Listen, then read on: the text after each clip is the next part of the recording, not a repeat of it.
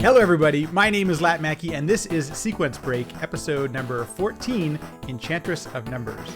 And here she is, Enchantress of Numbers. How are you? I am good. How are you?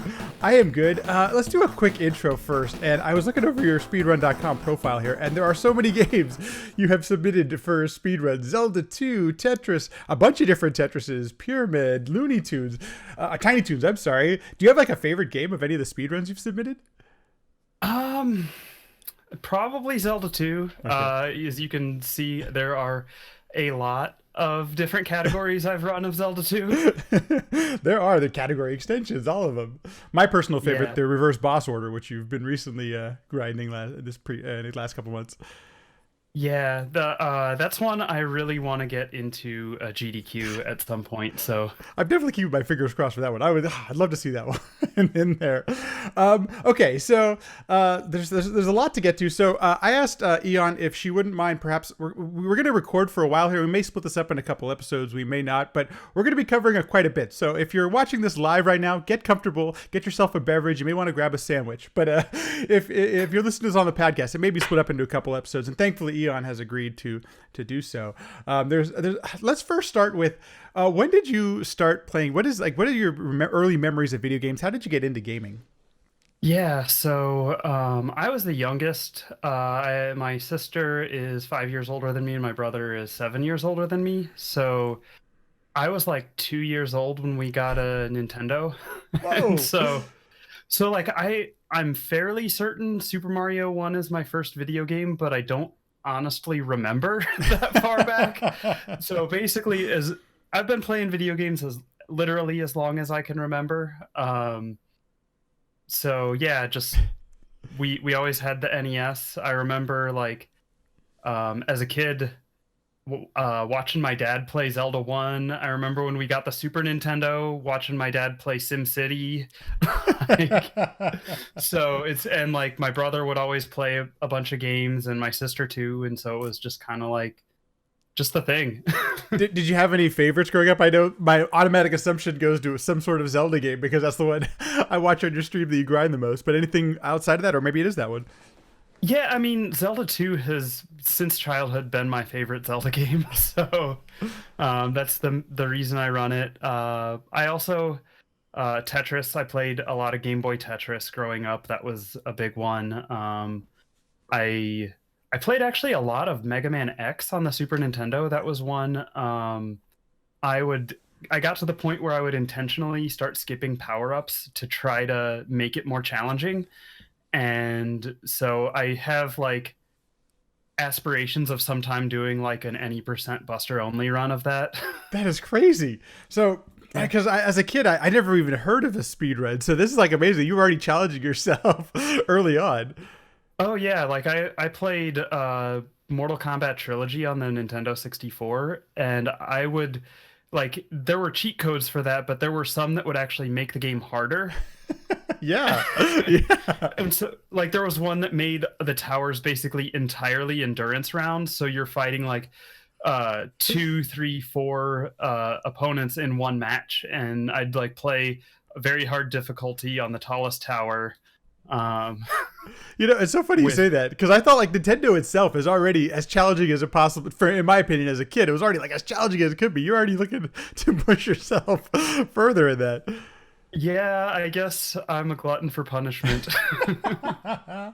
That is so funny. Okay, do you remember then the first time that you maybe even saw a speedrun or thought to yourself, maybe I should time this? Or can you remember that process? Maybe the first time you might have tried a quote unquote official speedrun. Yeah, so like we had Super Mario Kart and growing up, and that would actually like being a racing game, it times you and stuff. And so on the time trials, it would actually save the fastest times and stuff like that. And so that's really, I would say, like the first quote real speedrunning that I ever did. Yeah. I was not great at that game, but it was fun. My brother was way better at it than me. So with in my family, Mario Kart 64 was a fun game that we liked to play a lot, and it was nice having the actual, like, you could see what your times were. I kind of remember that's like, I don't remember a lot of games having those features, and because I didn't play Super Metroid either, I never beat the game or anything like that, so I didn't see what my in-game timer was. It was nice to have those kind of options. Yeah, for sure. And so like other like early speedrun things, I remember like there was a video or two on E-Bombs World, if you remember that Oh my gosh, website, yeah.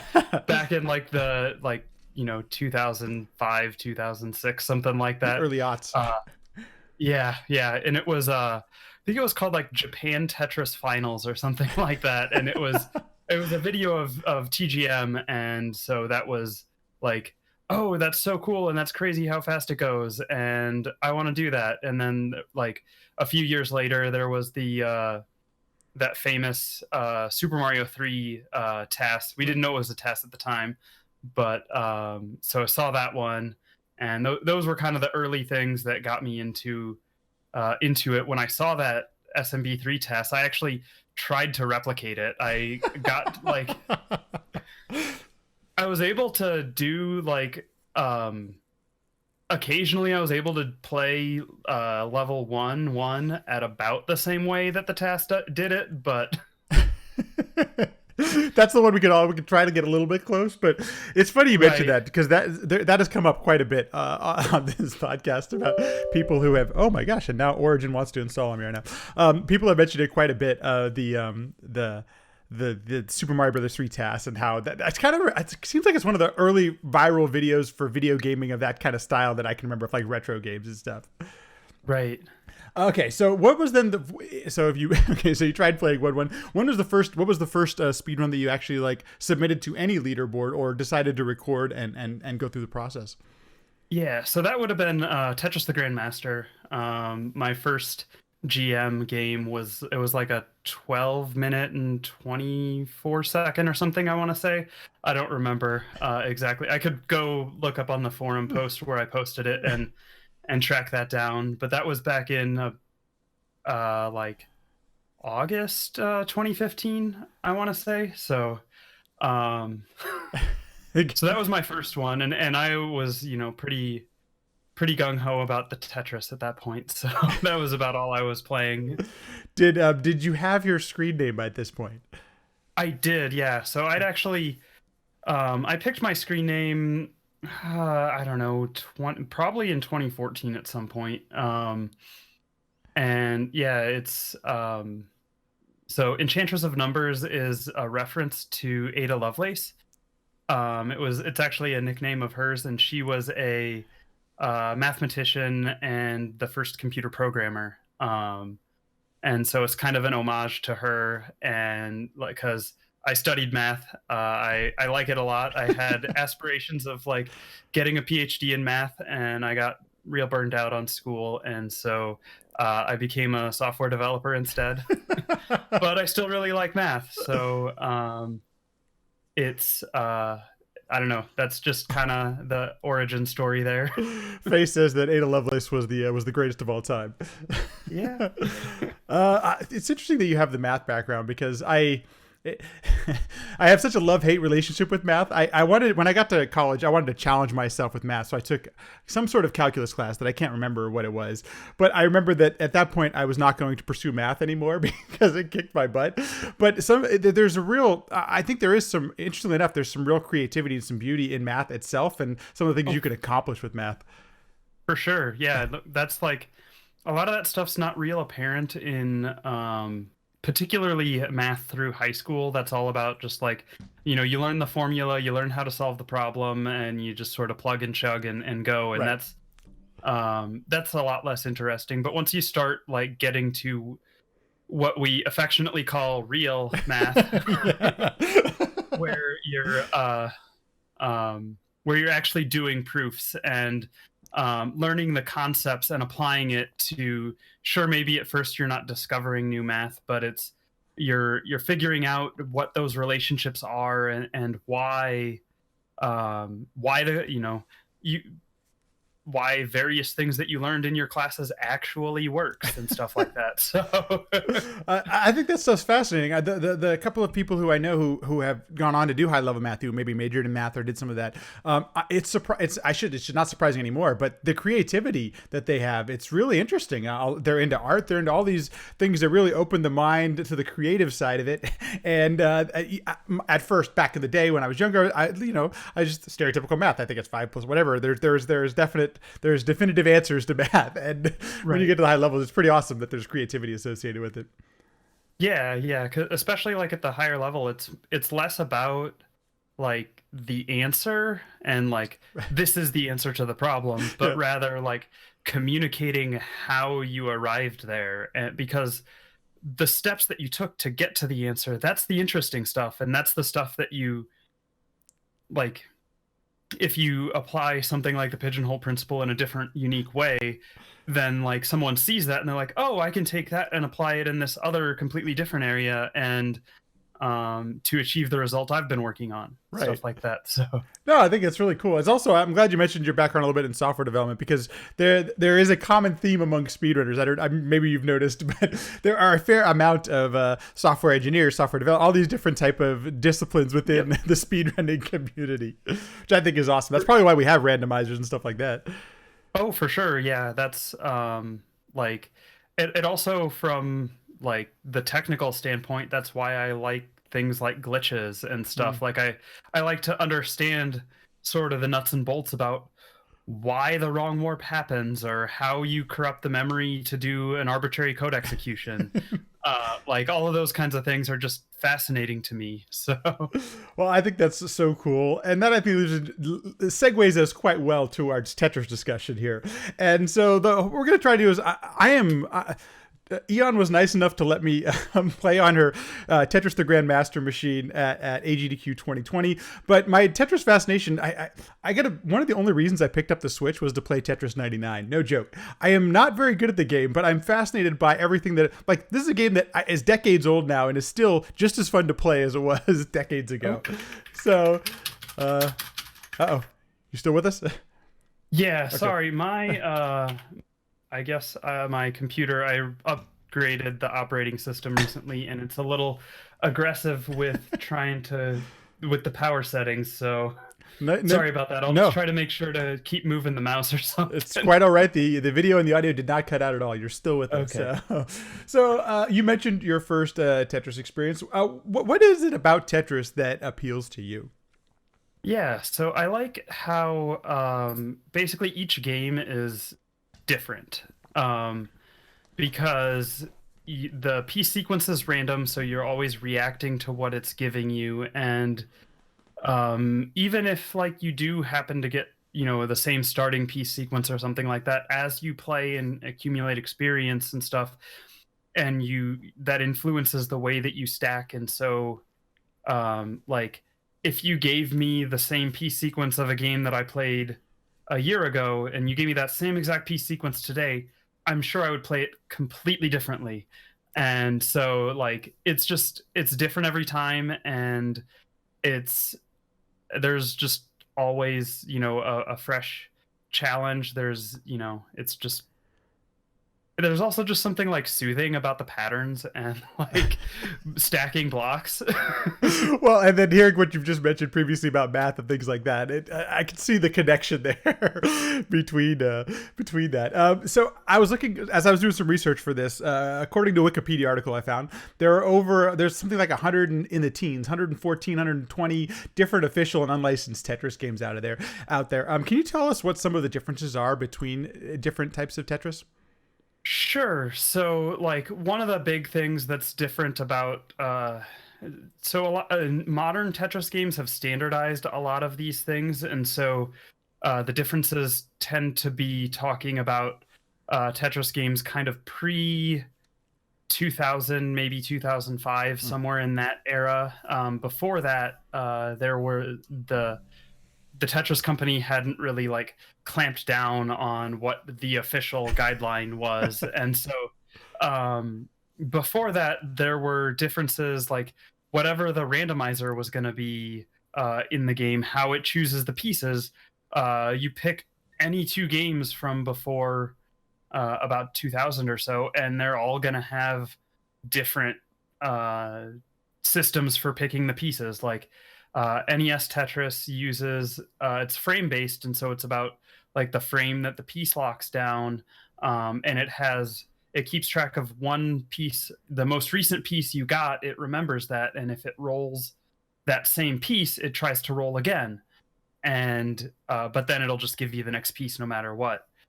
So it had a little bit of like at that point in that was like what 1989 they released that. They were thinking about things like trying to give you fair piece sequences as opposed to like very very early Tetris was just pure random, and you could get some real ugly unforgiving piece sequences.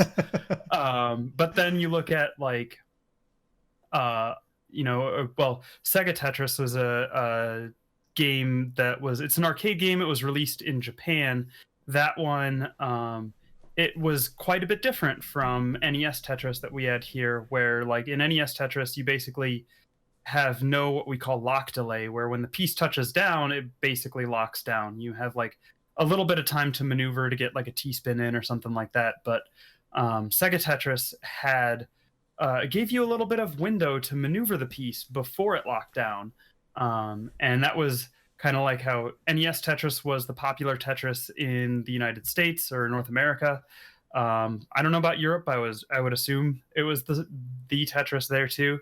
And in Japan, the Tetris that everyone played was the Sega Tetris. They didn't actually. There was a Tetris on the Famicom, but it was not at all the same as the Tetris that was released on the NES. So interesting. So okay, so I got to say just real quickly, in my family it was the Game Boy Tetris because a couple of us had the Game Boy, so the competitive aspect of that was popular in my household. What's different about the Famicom Tetris version? That's interesting. Yeah, so I also jump in and say that the Game Boy Tetris was my Tetris version as well. My dad got it when like the Game Boy first came out, so I was like 4 years old. Don't do the math on my age, please. It's okay, I'm older. And so I played that for decades. And it's so good. Handheld Tetris is like the greatest thing ever. So yeah, I never actually owned NES Tetris, but it's still NES Tetris is kind of the definitive version, and there are people think it's the same as the Game Boy Tetris, but there's actually some significant differences. But so Famicom Tetris is it was made actually like kind of before they probably should have made it, because they didn't. There was some weird stuff with licensing, and so Elorg, the Russian electronics organization, whatever, they sold the rights for computers to Spectrum Holobyte, and then Spectrum Holobyte overextended what that license was supposed to actually be. And ended up reselling it to a bunch of different other companies for other platforms. And so Bulletproof Software in Japan bought the license to make it for the Famicom. So this is I actually have a complete in-box copy of it. That is so cool. So they made a Tetris game, and I think the randomizer is pure random on it.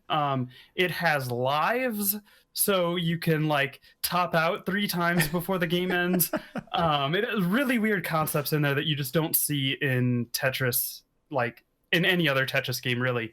It also it kind of had the concept of starting with garbage in the play field, like the B-type Tetris that you see in NES Tetris and Game Boy Tetris.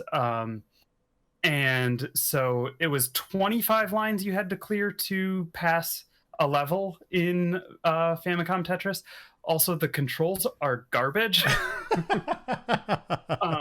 Because like we're used to using the D-pad to move the piece, and then like down to soft drop and up to hard drop, and then like your A and B buttons to rotate, right? Yeah. So Famicom Tetris, left and right move left and right. Up does nothing. B button also does nothing. A button does a hard drop, Oh no.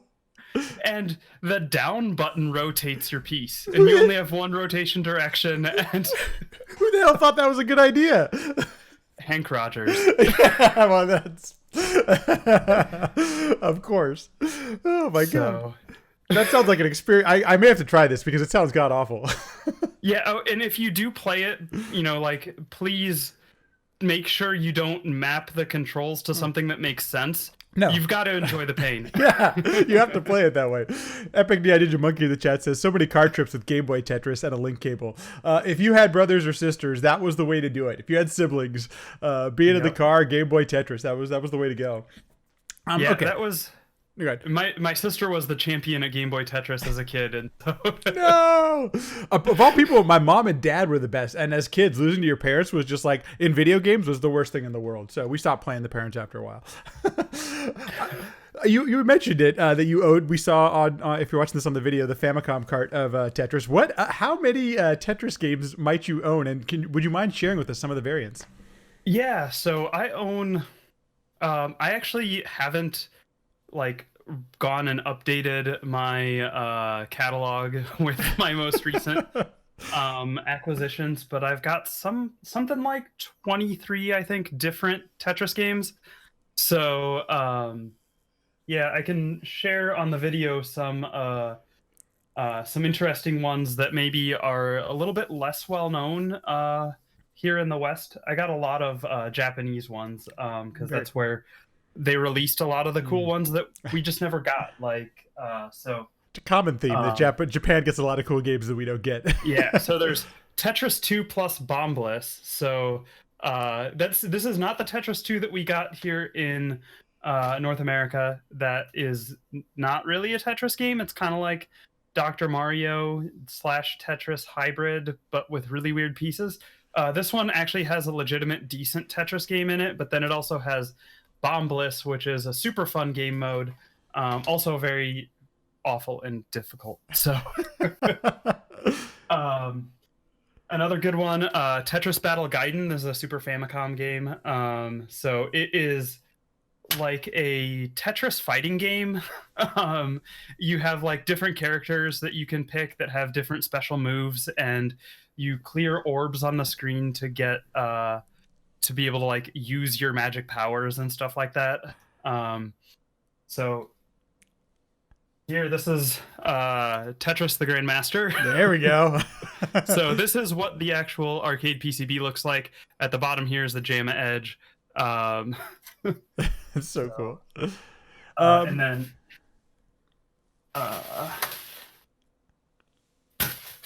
one more PCB, TGM2. This is a big, tall PCB. Wow. Would that be vertical or in a cab, or how would I know? I don't exactly know how they usually. I think it would be laying flat like this in a cab, but I don't really know. I don't own a cab, so. Right. I know sometimes sometimes it's horizontal, sometimes it's vertical. Got maybe two more I'll show off. Yeah, please. This is great. So cool to see them. This is the most adorable Tetris game ever. Tetris with Cardcaptor Sakura Eternal Heart. So if you're a fan of the Cardcaptor Sakura anime, this is basically it's the story of season 3, as I understand it, of the anime. But it's also Tetris, and it's an adorable Tetris game. It's also if you play on the normal mode, it's actually quite difficult. Oh, wow. And this is one I ran at AGDQ 2017, I think. Yeah, AGDQ 2017. I raced Kevin DDR in this one, so that's a good one. And then another one, Tetris X. This is another PlayStation 1. I am told that this game is really bad. I've not actually played it since I got it. Real collector. I have plans to. I want to do like a marathon someday where I just play through all of my Tetris games. Yes, that'd be so cool. I've done the math. Like, even if I play like 15 minutes per game, it would be like over 10 hours. Oh, that's so wonderful. Epic Neon Ninja Monkey in the chat was asking. He knows it's a different style of game, but do you ever play like Tetris Attack or Tetris Panel? No, I have not ever actually played that. It looks really cool, uh, but it's not one I've really dabbled in. I've watched some, speedruns when like it's been at GDQ and stuff like that, and it's really cool. But I have like they're making moves and stuff that I just don't see. Right. And so it's definitely one I'd like to play, but I also feel like I would be real bad at it. Like I mentioned before the episode started, that I'm real bad at Dr. Mario. I'm also real bad at Puyo Puyo. Another popular variant. So I got a chance. I feel lucky enough now that you did a panel in at SGDQ 2018 now about the arcade machines, and that's when I saw that I believe you brought TGM to that one, right? Yeah. So I think that's when I kind of became aware of Tetris the Grandmaster. First of all, how before we get into kind of the nuts and bolts of Tetris the Grandmaster, how do you go about picking up a PCB and being able to play it in your home? And how does that whole process work? Yeah, so well, you just have your home arcade and It's perfect. Right. No, so that's a process. When I first got into it, like I saw that, Japan Tetris Finals video back in like 2005, and I was like, this is awesome. I want to play this game. And I had no idea how. And like my Google foo was real bad at that time, so I couldn't even find it. Oh no! Oh no! But eventually, I was able to learn enough at like the end of 2014, beginning of 2015. I learned enough search terms to actually find the game. I bought my TGM1 PCB off of eBay, which is, you can sometimes find them there, although it's not super recommended because you may not get what you're expecting. So I got lucky. I actually got a functioning board that has sometimes from some good Japanese players on it. So my top two slots are taken by a player goes by 309 on the arcade initials, and so he's got some really good videos up on YouTube if you can find them. That is so cool. So you actually know who you're familiar with this as a real person. Right. Yeah. And oh, so that is it's so like, cool. I've still got to shave quite a bit of time off my PB before I can like get on the leaderboard on my board. Brutal. Yeah. But it's cool to have like those, we call it like signing the board or something like that. Yeah. So yeah, I got my board on eBay. Other boards I've bought from, there's an arcade seller, Tops/Sophia Corp in Japan, that they will sell and ship outside of the country. Some people will also go on to like Yahoo Auctions Japan and use a bidding proxy to buy a PCB and stuff like that. That's not something I've experienced with, but I know other people have had success. I have not for PCBs, but for PC Engine games. That's where I've used. I've used one of those, and it's a process. It's not Right. It's not too challenging, but it's a process, and you're going to pay extra for the imports and all that kind of stuff. Right. Yeah. And so then once you get the PCB, you've got to. That's not enough to play it unless you do actually have a home arcade that you can just plug a JAMA game into. But so I had to find what we call a super gun, since I don't have an arcade. And what a super gun is basically it's the guts of an arcade system. It generally connects to the JAMA edge on your PCB, and then it has interfaces for getting the video out and getting the controls into the game. So I bought one that's like a really weird Japanese, like it's just a giant thing. It's like an all-in-one solution that's got like the arcade controls built into it, and then it also has like the video out, and that's it was called a Paina Custom. It was expensive, and it's kind of neat for what it is, but also it's kind of not the best. So I've since gotten a super gun from a company, smallcab.net. They're a French company, um, and it's a real good one. I would show it, but I'd have to like Oh yeah, tear no, apart my don't know setup to do that. But then it takes like DB15 connection, basically like the Neo Geo standard pinout for the so from there you can like Undammed makes USB decoders that you can use to get like a PS3 or Xbox or something arcade stick to break out the pins and do that, or you could go the route I did, which was completely gut the inside of an arcade stick and wire it up specifically for DB15.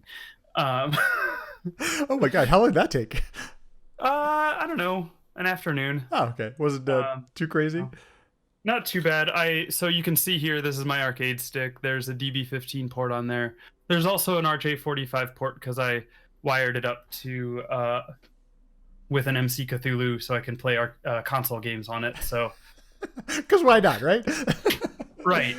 So Having had an opportunity to play on it in real life, it feels wonderful, and I'm sure you've put countless hours into that thing. And it still feels great. I don't know how often you have to do maintenance on the thing itself.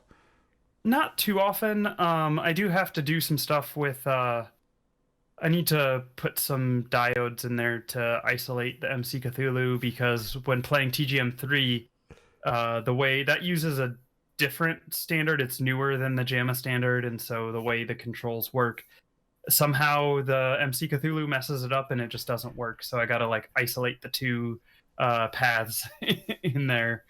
But as far as like the buttons and the joystick and stuff, like those arcade parts are built to last, and I did all the work on that in 2017, like so like 2.5 years ago at this point, maybe a little bit more. And yeah, it's Well, you mentioned it too. I mean, you obviously have some technical expertise. So for those of us that may not, it seems like there are options. You could use a PlayStation 3 joystick. I mean, at least there are other ways to play the game still, even if you weren't as technically inclined as you are. yeah. So there are the undammed USB decoder is a really good thing. They have a model that takes USB in and has DB15 out, but that's often sold out. So the worst case you could get, they have one that takes USB in and it has terminal blocks out. And so then you could take that and then take like a DB15 breakout with terminal blocks and just wire up the terminal blocks. And that way you're just like, you have to strip some wires, but then you're just screwing them down. You don't actually have to like deal with a soldering iron or anything like that.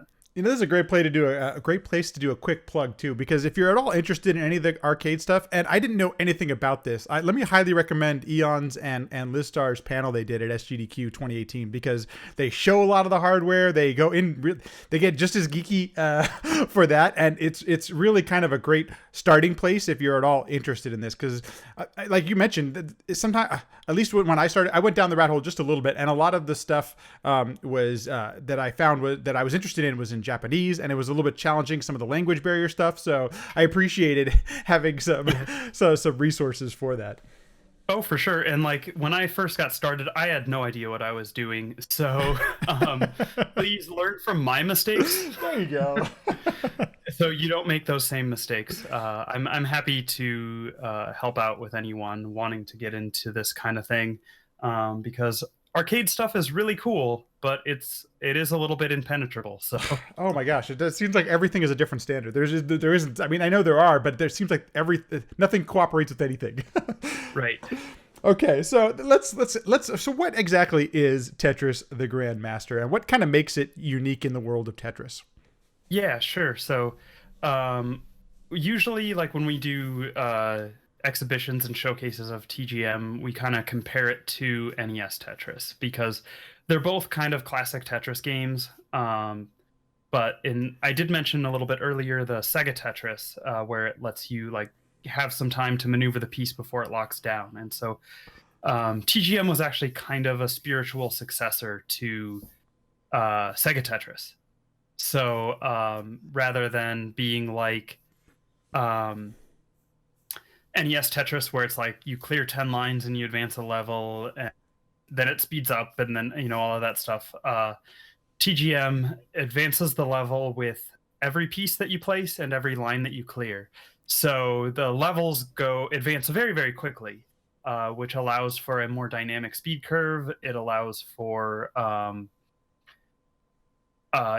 interesting ways to push the player, because when if you pay attention when you watch a game, it has the level, it'll have like a number, but then there'll be like written like a fraction, kind of like you're on level 152 out of 200, and then so when you get to 199 there, another piece spawning doesn't advance the level counter. That's what we call a level stop. You actually have to clear a line to advance past that level.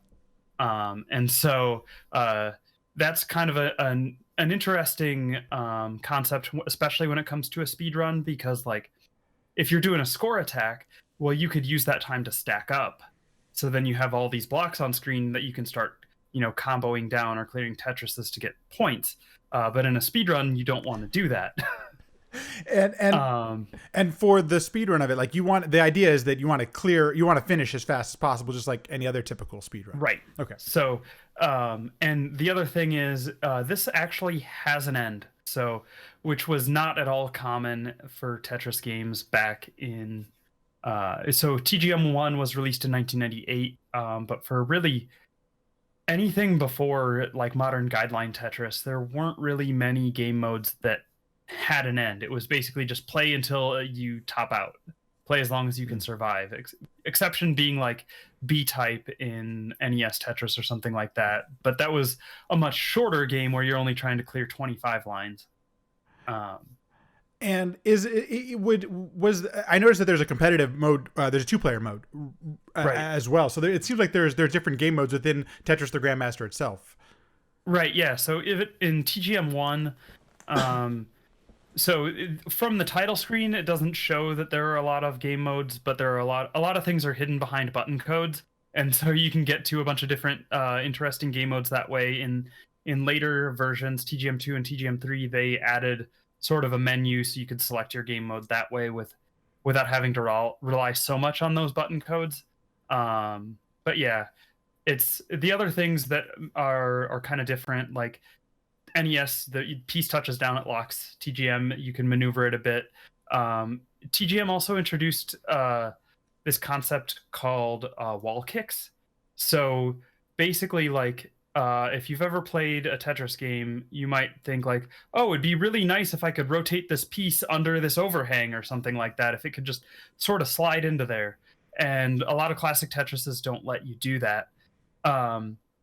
But then you can, in TGM, what they do is if you were to rotate a piece, and in the normal rotation box, if that would like intersect the wall or intersect one of the pieces in the playing field, it tries to first shift the piece over to the right one column and see if it can complete the rotation. And if that does that.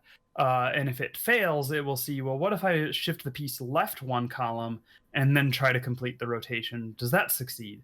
And so it tries those things before just throwing up and saying, no, we can't make that rotation, which allows for things where you can rotate under some stuff, or some other rotations that can be really counterintuitive until you realize exactly how that rotation system works.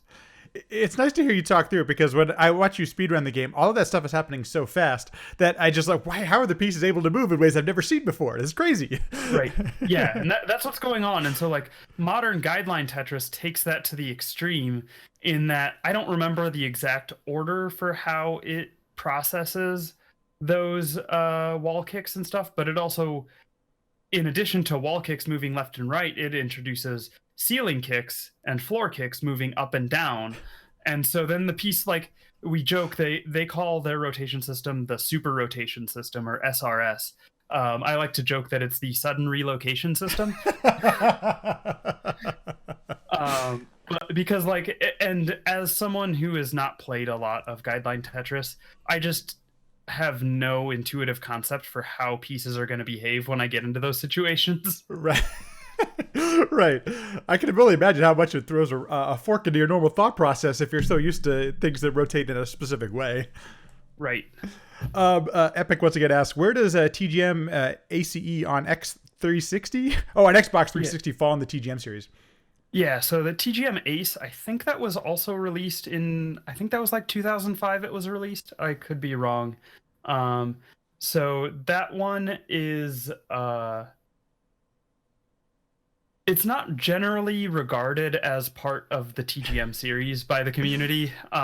It forces the Tetris guideline on the player, but apparently you could download somehow the Eureka rotation system or a modified version of the Eureka rotation system to play what we call classic mode on there. I've never actually played it.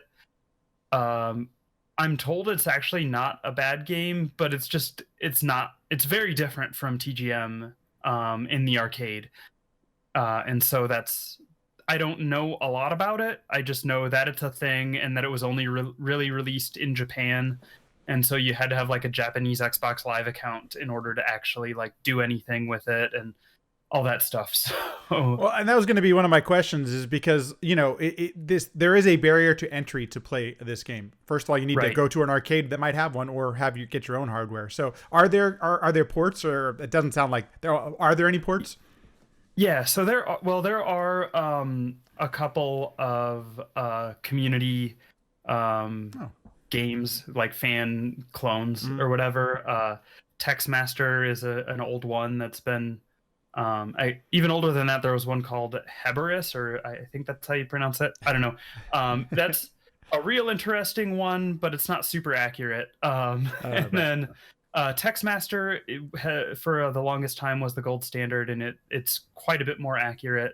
And then somewhat more recently, a project called Shiramino came out, and that is basically with the goal of being dead on accurate to TGM. So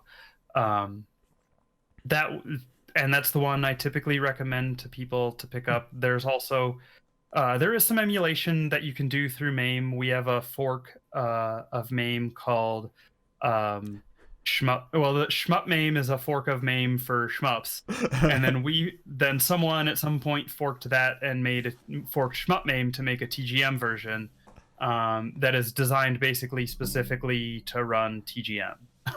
So forks of forks. Yes. So those are various ways that people get started, or you could take the route I took, which was, hey, let's buy an arcade board before we even know how to like connect it to anything, and then just sort of figure it out. That seems like a good way to do it. Right. It worked for me. So what is it about TGM that appeals to you? Because as you mentioned, there are so many different variations on Tetris. What is it about TGM that appealed to you? Yeah, so TGM is like, it's got a ridiculously high skill ceiling. It looks that way. I'm glad to hear you say that. Yeah, no, I definitely like, that's one thing that draws me into speed games in general, or just games that I find interesting, are ones that really do have a high skill ceiling. And Zelda 2 definitely fits that. Yes, that as well. Sorry. Yeah, so I that's like one thing that I really like about it, and it's just the most. It feels to me like the most pure Tetris game in a way. Like it's just, like it gives you all of these tools to succeed, and then it expects you to use them and succeed. And so it's a very punishing game, which is another thing that I like about my video games. You like to feel the pain. Yeah, glutton for punishment. So no, it's when you're playing, and when you're playing it well, when you're succeeding, it is so satisfying. It's like, it's such a rewarding game to play well. We sort of have a saying in the community: someone gets their first GM in TGM1, or in their first GM in any particular game mode, really, The standard well wishes, congratulations that we give are enjoy your day of infinite happiness, because like that's really what it's like when you get that first GM in a game mode. It's like, yes, I've conquered this, I can do this, and you're just sort of like basking in that glow for a day. And it's a wonderful feeling. And so it's just, that dopamine rush is just just kind of trying to chase that down again after you get that the first time. And so Well, and speaking of that, I mean, would you mind walking us through a little bit some of how does, I mean, I guess it seems like quite a competitive game anyway, but can you walk us through some of the categories or the more competitive categories in the speedrun itself, and what makes the speedrun of it unique, or is it just the game itself? right. Yeah. So one thing that's interesting about it is that it's not. I wouldn't call it a pure speed run, because it's sort of like a combination speed run score run. Okay. Because you have to not only get to the end as quickly as possible, but you also, the rank that you achieve. So the game, one thing I didn't mention before was the game awards you a rank when you play. So you start out, and at the top right of your well, it has a big number 9. And you clear some lines, and then that turns to an 8, and it has a little fanfare, and it's like, oh, I did something good. This is exciting. I'm getting better. And then that'll count all the way down to 1. And then after that, it goes to S1, and then it counts up to S9. And then if you do some other additional things, you can get the Grandmaster rank after that. And so TGM1, the requirements to get that Grandmaster rank are lax enough that basically all speedruns, all successful game clears that are, of any speed, if like someone who for the first time clears the game may not get a Grandmaster rank, but if you're clearing it under 12 minutes or better, you're basically guaranteed to be getting a Grandmaster rank at that point. So so it's kind of the combination of balancing out, making sure you meet those requirements for Grandmaster while still also playing fast. And since TGM1 is a pure score attack, the way except for the Grandmaster rank, there are some time things involved. But the way that you score points is by clearing Tetrises. You can actually score more points with combos, but that's a little bit slower and it's not necessary. So generally, you're just stacking for Tetrises and trying to go, and that's how you get the points for Grandmaster, and that also makes you go faster, because the time it takes to clear a line is the same no matter how many lines you clear. And it also advances your levels. So if you clear a Tetris in that same amount of time for the line clear, you advanced 4 times as many levels as you did on a single. And so I'm just thinking of the kind of strategies that might create then, because you have to strategize then for the speedrun itself. Right. So in TGM1, there's no instant drop. And so if you watch TGM1 speedruns, you'll notice players will stack up to the top of the screen and play up at the top of the screen. And so there are some interesting strategies, like, because sort of like fighting games, we do get into like the frame timings of different things of how the stuff works. And so early on, because the gravity is so slow, it takes so long to drop an eyepiece down the side of the well that it's actually faster if you can have clear a triple higher up in the stack. So you stack like column 9 is lower than column 8 and the rest of them, and then you can take an L piece and plop it in there for a triple. That can actually, even though it doesn't get you as many points, it's slightly faster by a few frames than dropping the eyepiece down all the way down the well. Or there's a player, Kashiwa, a Japanese player, who sort of popularized this method of intentionally blocking off the well about like 7 or 8 rows up. So then your eyepiece doesn't have to fall all the way down to clear Tetris. So then you can stack up high and still clear Tetrises and go even faster. And it saves like another 7, 8 frames because the piece falls at one when you're holding down on the joystick, the piece falls 1 row per frame. So That's fascinating. Has anybody tasked this game, or have people looked at it frame by frame to know some of those kind of timings? yeah, so we know all the timings Oh, about okay. how the game is broken down, and that's you can find all of that stuff on Tetris.wiki. Um, Nice.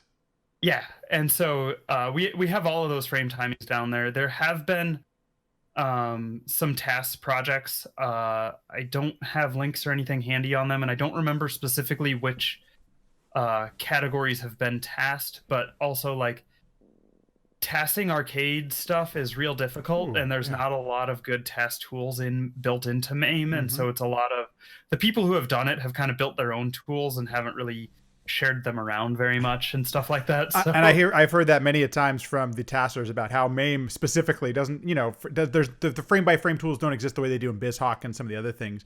right. And because the run is so fast, I mean, saving frames is going to be a huge thing. It seems like, especially with a leaderboard that's as competitive as TGM is. Right, yeah. So that's how you really improve your time in TGM is figuring out how to shave off frames for every piece, Mm. because a full game played up to level 999 is gonna have you're gonna place about 770 pieces during that time.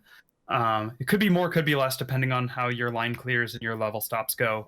But you're gonna have about that many pieces, and you're gonna clear maybe around 220 lines, something like that. Um, and so if you shave off, you know, 2 frames per piece over 770 pieces, you divide that by every 30 pieces, that's a second, because the game runs at 60 frames a second. So you're actually talking legitimate, real, significant time saves just by shaving frames off of each individual piece. Oh yeah, you can see how that adds up very quickly on the time Yeah. saves over the course of a run.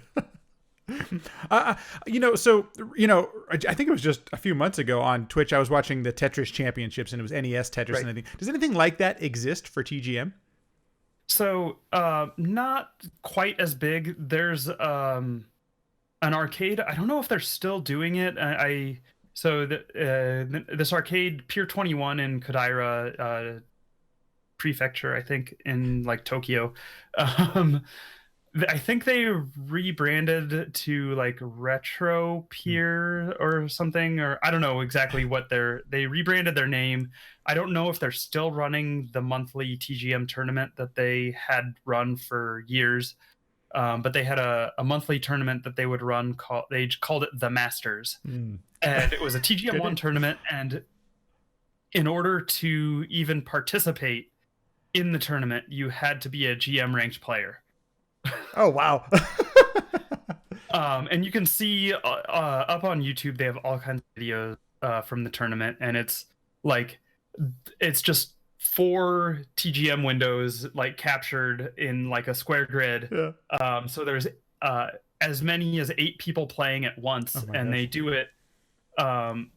It was less of a pure competition and more like it was a handicap competition. So the better your PB is, the longer you have to wait to start your run. Oh, they So played with handicap. How interesting. yeah, so like if so then basically the way they organize it is it essentially, the person who wins isn't going to be the person who plays the fastest.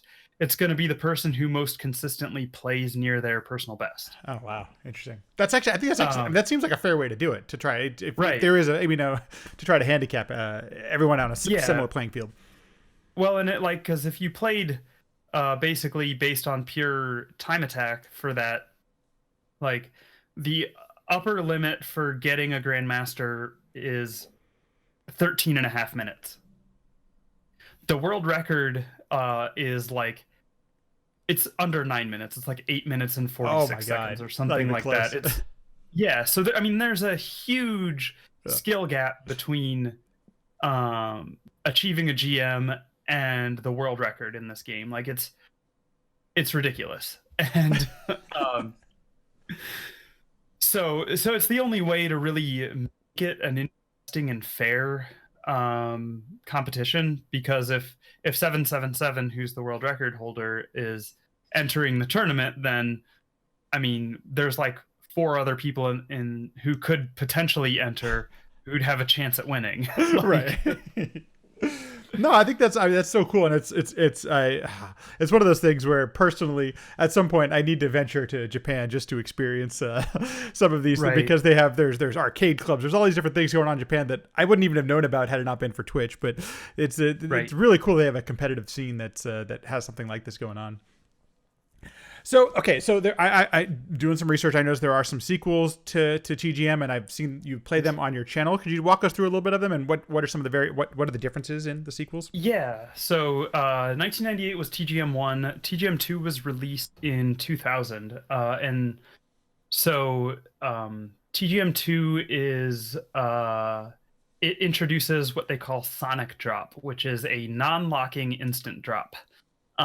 Which, if you've played modern guideline Tetris, you think that instant drop should lock right away. That's how Tetris works. And a lot of people who play, Tetris 99 or Puyo Puyo Tetris or Tetris Effect or, any of the newer games, that's what they're used to, that they have a hard time adjusting to the Sonic Drop. And to be honest, it actually took me about a month of solid playing Oh wow. before I really got comfortable with the Sonic Drop, because what happens is you can actually do what we call these semicircular motions on the controller or on the joystick to instant drop the piece, shift it over one column, and then lock it down. And so you can do that to slide under an overhang, or it's just a way to more consistently place the piece where you want it to go, because if you just try to go up and down, you might accidentally with the joystick hit a left or a right input and move it the wrong direction. So sometimes we'll even if I want to place it against a wall, right up next to a wall on there, I'll place it and do that sort of semicircular motion to move it into that wall so that I don't accidentally push away from the wall by doing an up down input. Does your brain struggle to go back and forth between those two? That's a really different way of playing the game. I'm curious, is it easy to transfer between the two? It's pretty easy to transfer once you get the hang of it. It's honestly, I have a harder time transferring to if I pick up my Switch to play Tetris 99. Well, I can totally see that. So yeah, and so that's the biggest thing. The other thing that it does, TGM1, the only timing that it really messes with is the gravity. And so at level 500 in TGM1, it goes to instant gravity, or 20G as we call it. The well is 20 rows tall, and within a single frame, the piece will fall 20 rows. So so basically, that has the effect of the piece spawning on your stack and just being there. In TGM2, they start manipulating other timings to push you to play even faster. So there's, in addition, after level 500 in the master mode, it starts out, it's at instant gravity. There's also, they introduce a death mode that starts out at instant gravity and still gets faster. Oh my God. And so what the things that they manipulate there's the time between when a piece locks down and the next piece spawns. That's called RA, which is just the Japanese word for that. Basically, they didn't know what to call that time period, so they just started calling it that. and so that's become the name that the TGM community uses to refer to that period of time. We just call it RA. And sounds technical. So they can shorten that time. They can shorten the time for the line clear animation, because the line clear animation in TGM1 is, I think, 41 frames. That gets down super short. You could practically go make a cup of coffee during that 41 frame line clear. People are always amazed that I can read chat while playing TGM, but in TGM1, you have over a half a second when you clear a line before the next piece spawns. So I can clear a line, I can look over and read chat, and then I can start responding when the next piece spawns. I gotta say, I'm one of the. That was one of my first questions when I saw Eon playing this in AGQ. I'm like, how the hell do you read chat and play this game at the same time? Well, little did I know. Yeah, so but they can shorten that to make that to push you faster, so you don't have as long of a time. There's what we call the delayed auto shift, or DAS, and DAS in TGM works very differently from how DAS works in NES Tetris. So in NES Tetris, it's something like you hold left for like 16 frames or something like that, and then it before the first time to like it'll move one column and then it won't move for like 16 frames, and then it moves every 6 frames after that. I think I got those numbers right. Maybe it's 10 frames. I don't know. Anyway, it's real weird, and you got to like keep that charged between pieces to use the DAS there. TGM, it is just there's a specific number of frames that you have to hold to one side to charge up the DAS, and then piece will auto rotate or auto shift one column every frame once it's charged up. And so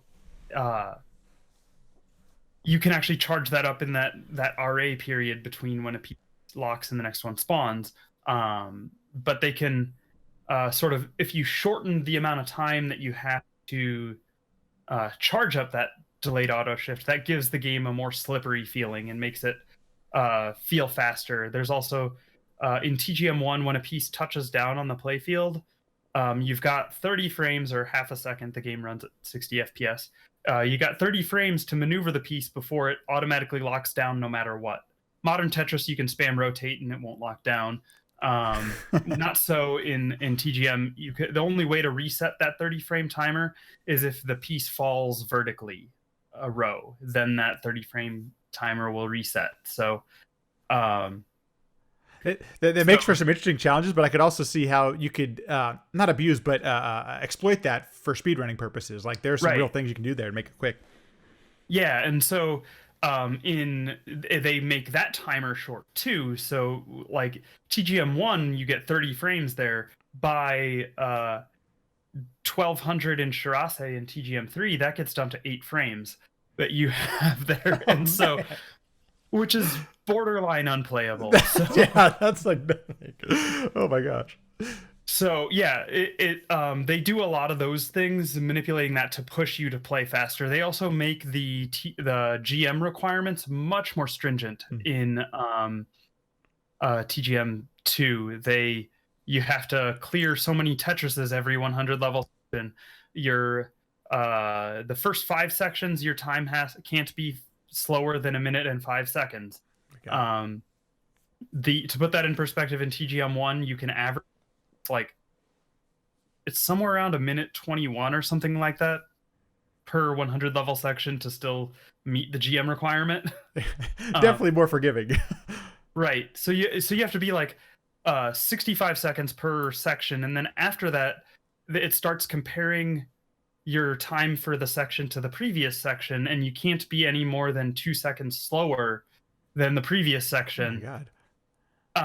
So it pushes you to play consistently as well, and you have to clear all these Tetrises. And oh yeah, you have to get an S9 rank, and the way that it calculates that S9 rank is much more strict.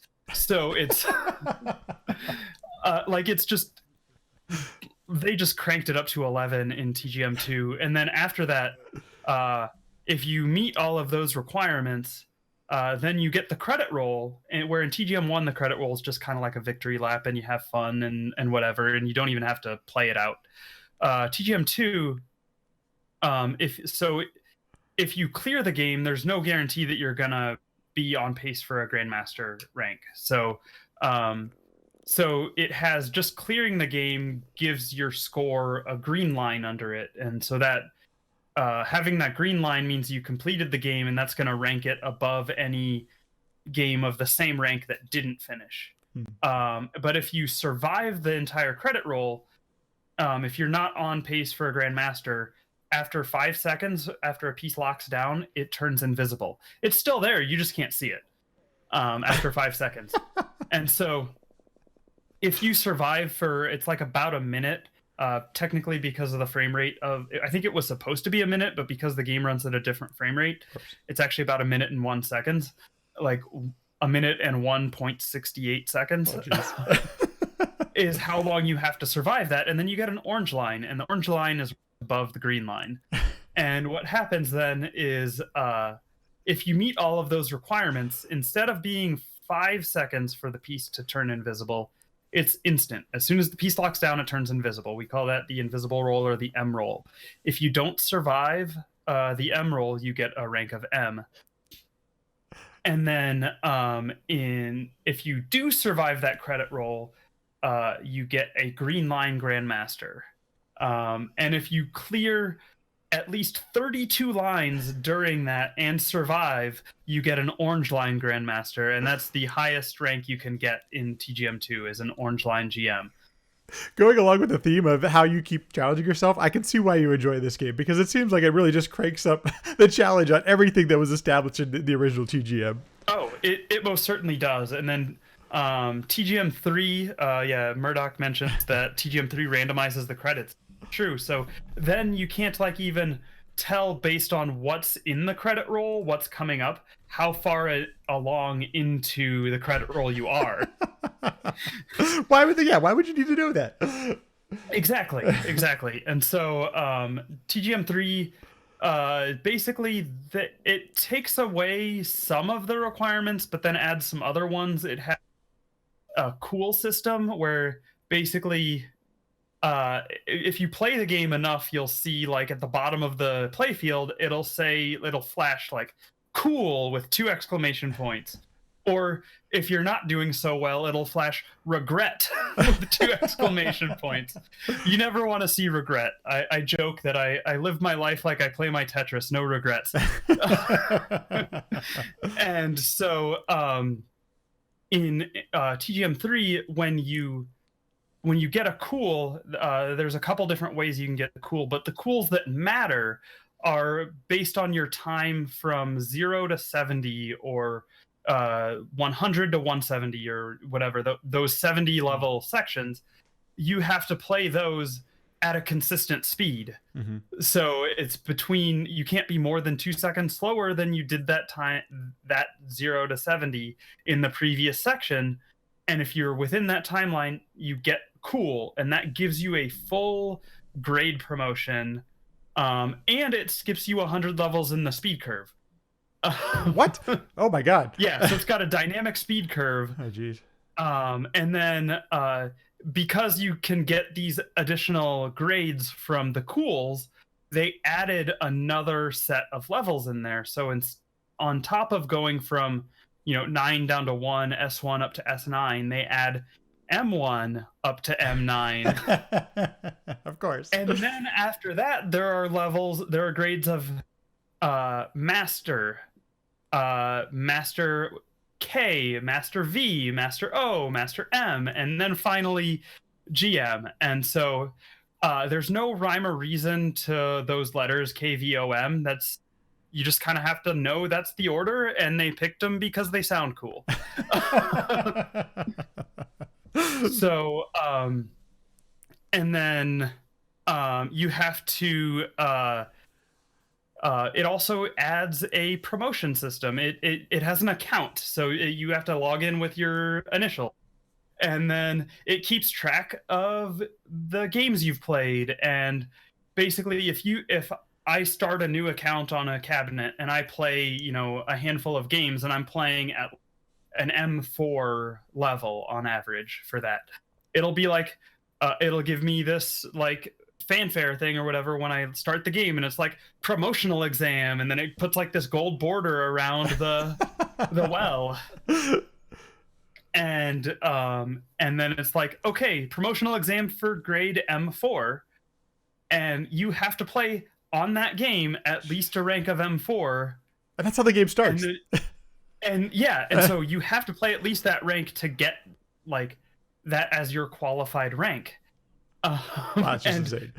And so say I qualify for M4, and then a series of bad games that I don't play very well, it keeps track of that too. And then it'll be like, oh, here's a demotional exam.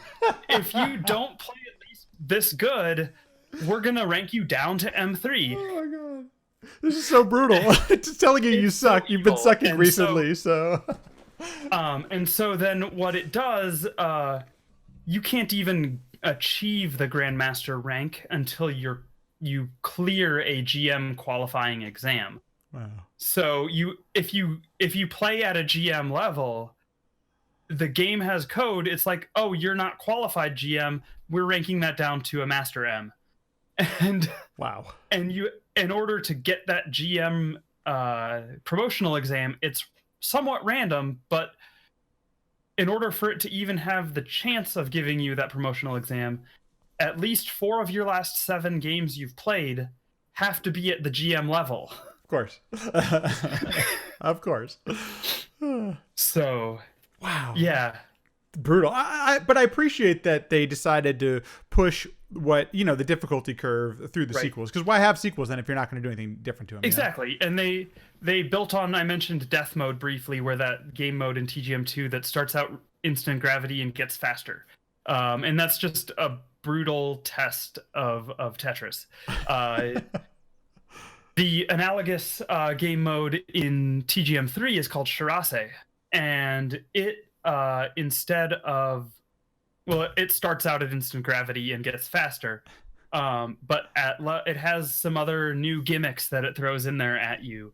From level 500 onward, or 500 to 1,000, basically. I don't remember the exact timing on it. It has to do like the lines you clear impact it and stuff like that. So I don't have the formula memorized how it works, but it will every so often.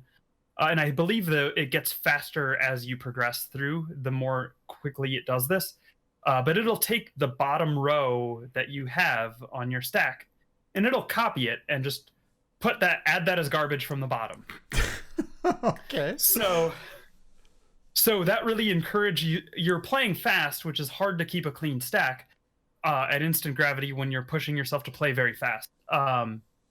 Because also, one thing I didn't mention is it has what the game calls a Toricon, or counter stop, where in death mode, if you have to get to level 500 before the timer reaches 3 minutes and 25 seconds, or the game just ends. You get credits, and you're like, oh, I guess I did the thing, and whatever. In TGM3, it does give you a hold, and it does give you 3 previews instead of 1. So it gives you those things. It also gives you some floor kicks on the eyepiece that we didn't have before. But with all of those things, it's like, okay, now you got to play super fast. Instead of 3 minutes and 25 seconds to reach level 500, you have 2 minutes and 28 seconds. That seems fair. Right. Yeah, exactly. And it also, you also do get a bonus, a triple, instead of advancing you 4 levels. And Tetris, instead of advancing you 4 levels, advances 6 levels. So clearing a Tetris actually makes you go significantly faster in TGM3. So you have to do all of these things. You have to play very fast, but then you also have to be playing clean, so that when that garbage feature kicks in, you're not copying too many holes. Ideally you just want to have one hole in the right well for your Tetris, and that's all that it's copying. And then it actually, because of that, it's basically adding 9 pieces into your playfield that you didn't have to play. If you're stacking clean, you can play even faster, because that's 9 blocks you didn't have to place to clear that line.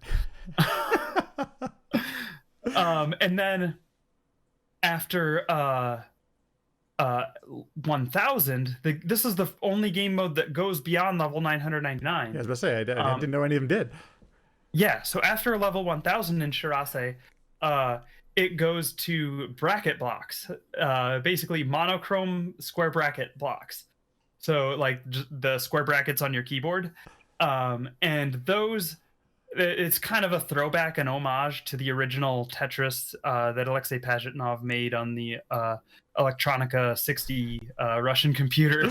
Because that was all like a whole text-based thing. And so it's kind of like throwback to that. And so it does that, and it's also getting ridiculously fast while you're playing in monochrome, so you can't use the piece colors as an indicator, because when you're playing, you'll often watch out of the periphery the color in the next block above your well, and you see like, oh, that's a red flash, that's an I piece, or oh, that's a yellow flash, that's an O piece. Like you don't get that anymore, and then it's also going ridiculously fast, and it's amazing that anyone can clear it with any consistency.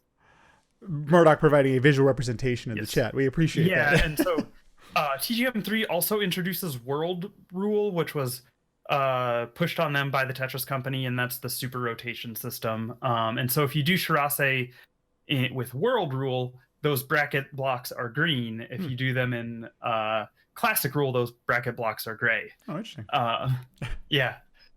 But then, so that's kind of the rundown. TGM3 also introduces called Sakura, which it's a puzzle mode where there are like preset stages that then have garbage like on them when you go into them, and some of the blocks are, instead of being square, are round orbs, and the goal is you have to clear all of those orbs off the screen as fast as possible to advance to the next stage. And the TGM3 Sakura mode has a fixed piece sequence, and so there's like a whole world record route for doing it, and it's ridiculous and awesome. And yeah, as Murdoch mentions, this game mode was inspired by the Tetris with Cardcaptor Sakura game that I had showed off earlier. That's how you play that game. It's got those orbs that you have to clear, and that's the whole like thing. And so it's a real interesting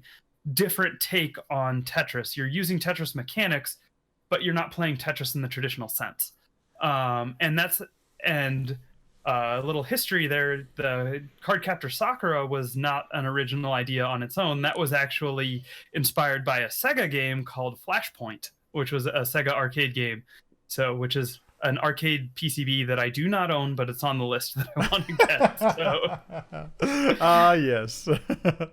That's actually really interesting. So, Gaming Historian did actually a really good history on the original Tetris, and Yes. I'd recommend it if you haven't watched it. But that's how I got some of my knowledge of it, and it's fascinating to me where some of this has started and what it has evolved to. And that's great that it seems like there's always a great bit of respect for what has come previously to it as well, which I think is really cool in incorporating those type of modes.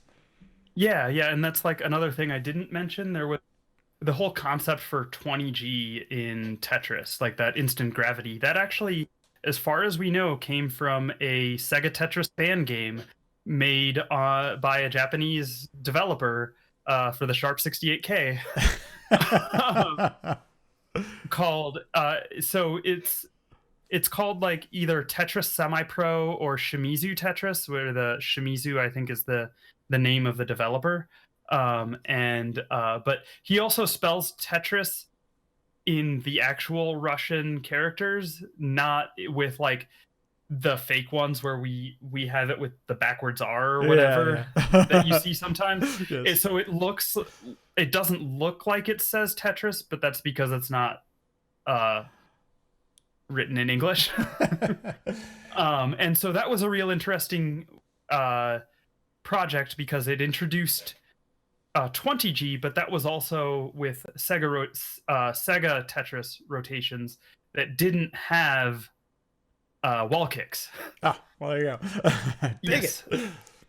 And it also introduced a game mode with I think it was a 4 wide well, so it was like 20 rows tall but 4 rows or columns wide, and that kind of became the inspiration for the big mode Tetris that TGM has, where with a button code, what it does is it effectively cuts the playfield in half vertically and horizontally. Oh wow! And so it gives you a well that's 5 by 5, or 5 wide and 10 tall. And the way it actually achieves that is by doubling the size of the blocks. So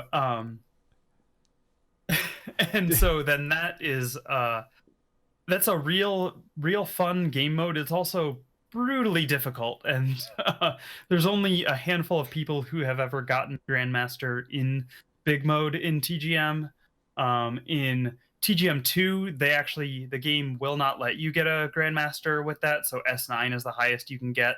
and there's again like only I want to say Sal. So Sal is like the champion of big mode. Um, and he's done all the big mode things. And I want to say that SQR has also probably gotten a big mode S9 in TGM2, and I'm not sure if anyone else has. Speaking of all these different variations of TGM, do you have a preference, or do you find yourself playing one more than the other? So TGM1 was my first introduction to the series, and so I always have a soft spot for that. But I feel like TGM2 is that sweet spot of like balancing the action and the puzzle, and so it's fast enough that it's super interesting, and it challenges you enough that like you can always get better and stuff. And so um TGM1 is a great like pure puzzle game in my mind.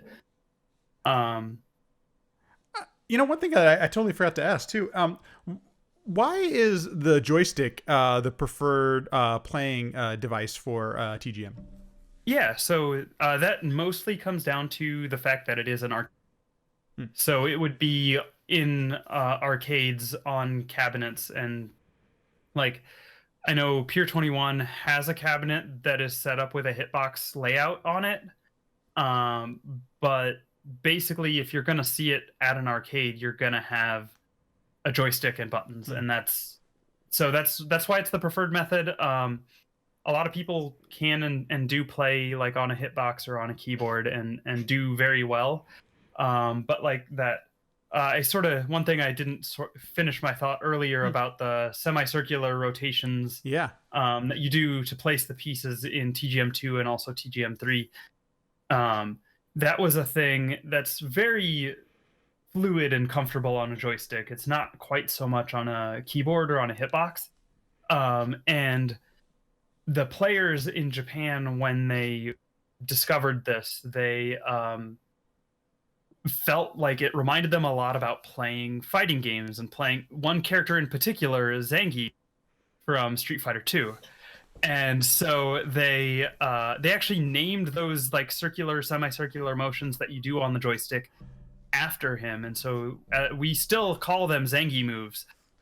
I'm so glad you mentioned that, because that's immediately where my brain went too. By the way, I went to Street Fighter 2. Just being able to rotate the joystick halfway around in a circular motion.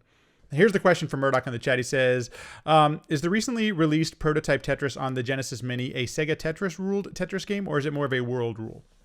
I believe that is Sega Tetris rule.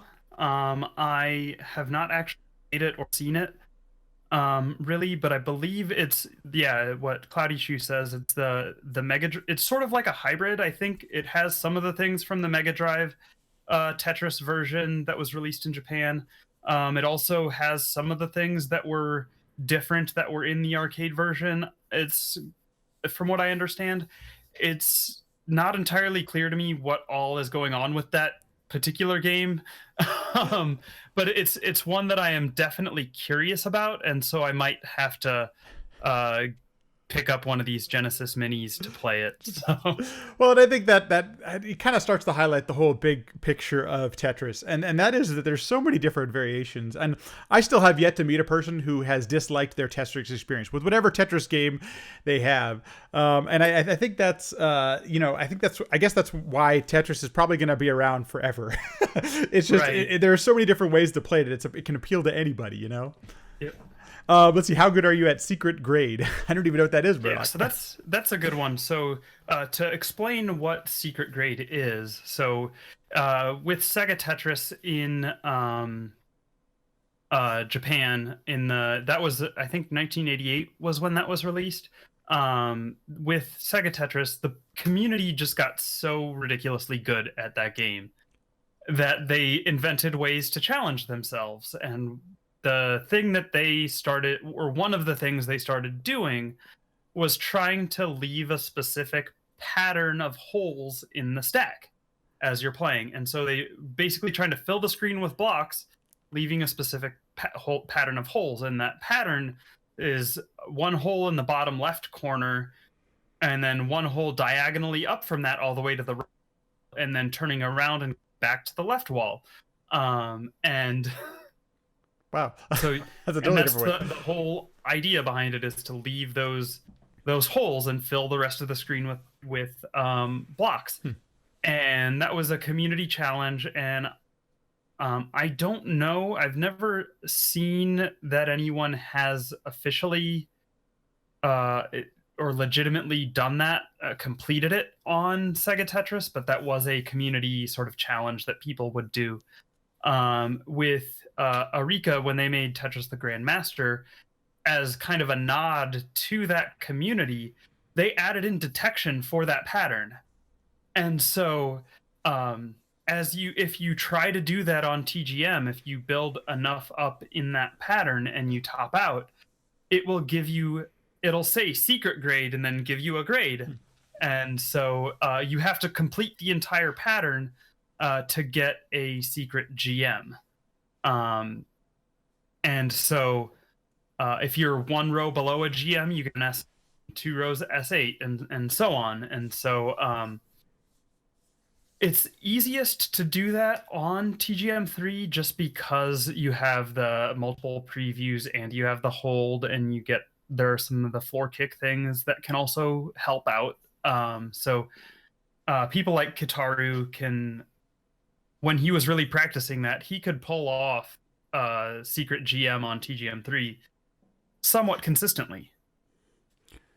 That I've not really tried it on TGM3. Like I said, I still have to put those diodes into my arcade stick before I can really play that well. I do have TGM3 though.